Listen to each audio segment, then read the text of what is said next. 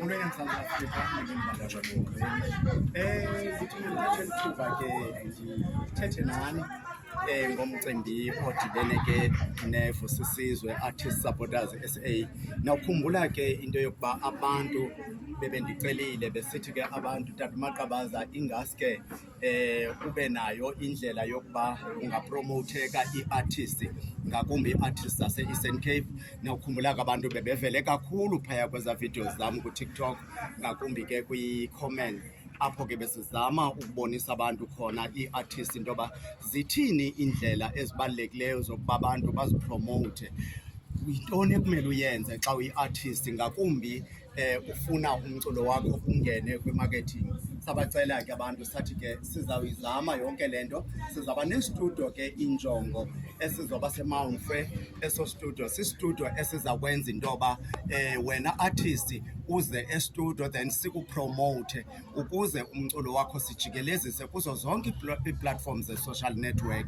So loo nto ke yenze umdla kum kakhulu ukubonakalisa into yoba abantu bayayithakazelela loo nto. Sabona ke into yoba no masiyizame le material noxa kona isashota, which is istudio sethu soba naso eMount Frere, sizoba naso esinye ngapha kwicala lasePort St Johns. So ndicela ke wonke umntu onomdla oyi-artist ofunayo into yoba abe khona kule nkqubo anganditsalela umnxeba ukhona phaa kwibhayo yam kuTikTok. Ithi ke loo nto wena mntu ufuna urhalela ukwazi ungavele uzimisele njengokuba usikhangele kuTikTok, usikhangele kuFacebook, usikhangele kuYouTube. Kulapho ke sizawuqinisekisa abantu bakuthi into zihamba ngoluqina uhlobo.